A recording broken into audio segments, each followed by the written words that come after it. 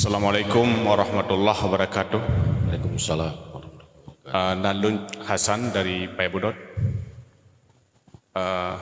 Terima kasih atas waktu yang diberikan. Jadi menurut ayah nalun pertanyaan saboh yang sering sih pernah terjadi di kampung-kampung, yaitu pembagian zakat fitrah. Jadi kebiasaan di kampung beri zakat fitrah ke heboh senef biasa itu fakir, miskin dan juga amel. Dalam halnya ayah kan ilun tayang mel heboh senef, jadi bagi jul heboh tumpuk.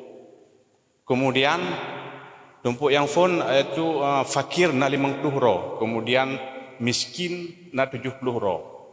Sedangkan amel 5 ro ya. Jadi tumpuk yang saboh yang ke amel ke letaknya hukum jid dalam hukum punah hukum jid gecok sitingah oleh pemimpin kampung untuk gejuk ke fakir atau miskin yang lebih membutuhkan. Sebab masa gecok le amel saboh tumpuknya dibagi 5 ke mungkin menumpak 5 buah sak ke siapa mana kira-kira. Tapi di fakir dan miskin cuma menumpak 5 ngarai sapo. Sekian, Assalamualaikum warahmatullahi wabarakatuh.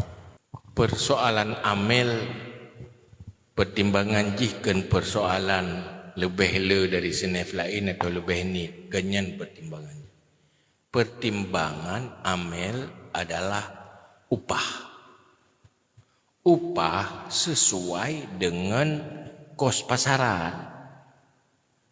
Menyobrat kerja menghai engkau, menyobut kerja ubut engkau. Jadi ijih sesuai dengan engkau. Gaji kerja upah, maka layak sesuai dengan hak kerja, ada hana masalah. Menyohana sesuai dengan kerja, ada benit pun masalah. Pokoknya bersesuai. Baik lebih dari ongkoh kerja pasaran, juga baik kurang. Nyan ukuran ji. Kan ukuran dipna ke lain. Kadang ini ganyan naga co ya, gangkut dengan tapak ini lampaya 5 kilometer. Kaya 5 kilo gangkut ke ko. Sinalih padi, nzu yang contoh. Sinalih padi. Nyan lam sinalih nyan padi upah ke kaya. Kadang Arab lebih si tengah nalih tu upah balam payah dia. Kakak lebih, yang lebih baru ke hak soleh. Nyokan kadang kalang-kalang sakai kanya. Menurutnya menurutnya mesti jaga-jaga tukang catat-catat, tukang nyalain ada buah. Menurutnya harus sesuai. Oh kan? Hina pertimbangan ji pokok ji busip nyo ukoh pasaran dek no yang busip ju.